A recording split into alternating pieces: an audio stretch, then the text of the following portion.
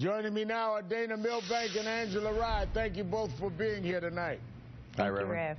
Dana, here we go again.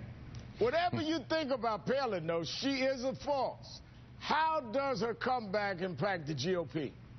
Well, above all, it's great news for the media business because she's been a great source of enjoyment and headlines for us for years. So I'm very delighted in a personal way to have her back. What it means for the Republican Party is basically they went on this experiment for the beginning of the president's second term here, and that was, could they behave in a more responsible way? But what you've seen is when people do that, when Marco Rubio tries to cut a deal on immigration, when Jeb Bush tacks towards the moderate middle, they basically get ostracized from the party.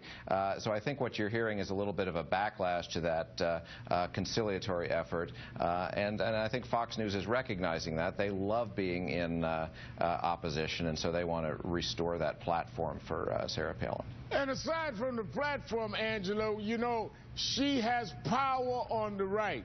For example, GOP pollster Kelly Ann Conway tells National Review, quote, she flourishes when she is within her element and among the people who believe in her message and want to hear red meat with a soft touch. Amy Kramer says, who's the president of Tea Party Express, says her support, if anything, has grown. She is a rock star to the conservative movement. So the fact that there may be some Republicans that want to try to bring about a moderate stand and make the Republican Party more palpable and open, the fact that this, quote, rock star of the far right is something that really might stand in the way of the Republicans at least doing that easily. Well, not only will she stand in the way, a rock star is not what they need serious policymakers. So the fact that, you know, they even think that her platform is going to help them in any kind of way is laughable. The problem is the jokes that she continues to make or the lighthearted nature in which she treats real legitimate issues are highly problematic. The joke that she made about the Boston Marathon bombers and the whole terrorism issue is terrible. The fact that she made this joke about Allah Akbar and all of these other things related to Islam is terrible. We have American citizens in this country who worship are Muslims. Well, imagine someone saying that about a Christian's belief or something. I mean, it's unheard of in a country to mock someone's religion like that. Well, not only that, but it's horrible to think that this is someone who could have potentially been the representative or been a representative of the United States government. She was on a vice presidential candidate. I'm very glad that she didn't have her opportunity to be in the vice presidential mansion. She is not a good reflection of diplomatic efforts in this country. She makes light of very serious matters like our national security. She's just not a legitimate policymaker, and while she could be a king or queen maker for the GOP because of Sarah PAC and the money in which she raises, I wish that they would really start asking her tough questions. At the end of the day, Rev, loose lips sink ships and perhaps parties as well. Well, when she was running for vice president, we asked some not so tough questions and she didn't know the answer. You remember that? Or that. But Dana, the fact is, though, she's not only taking shots at those on the left or Democrats or people's religion. Look at what she said over the weekend challenging Jeb Bush about immigrants. Look at this.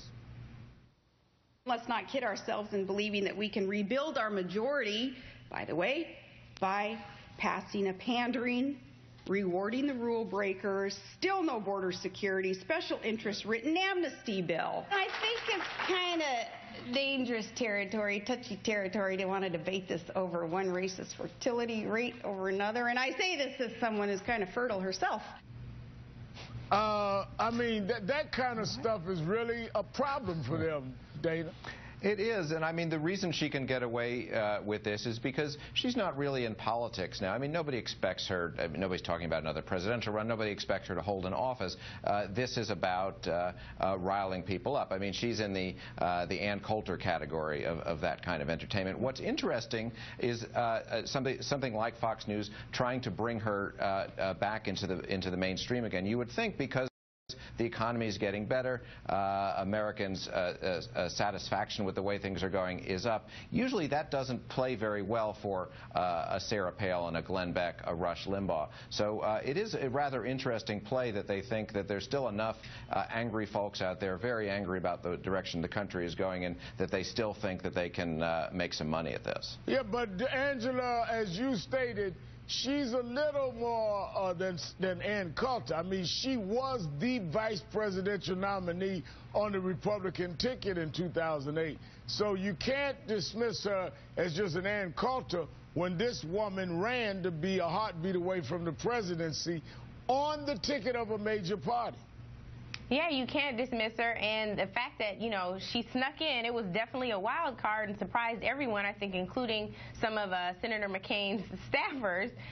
It's highly problematic because she has tremendous influence over a certain arm of the party. I think to Dana's point about there being enough angry folks, I actually do think there are enough angry folks. There are still people talking about taking their country back. She used words like amnesty, talking about this very serious debate on comprehensive immigration reform currently in the Senate and now in the House this week. We need people who are not just, you know, spewing out sound bites and, you know, using hateful rhetoric, talking about people who are actually American citizens or on the pathway to citizenship to reach out to the parts of this country that the GOP said they want to reach out to with that $11 million outreach plan. So she's not helping their cause, to your much earlier point, and I think she should take a back seat for a little while. I'm going to have to leave it there. Dana Milbank and Angela Rye will be following this one. Thanks for being here with us. Thanks, Reverend. Thanks, Rev. Coming up, Obamacare, the president's approval rating. And yes, James Brown. Reply Al is next.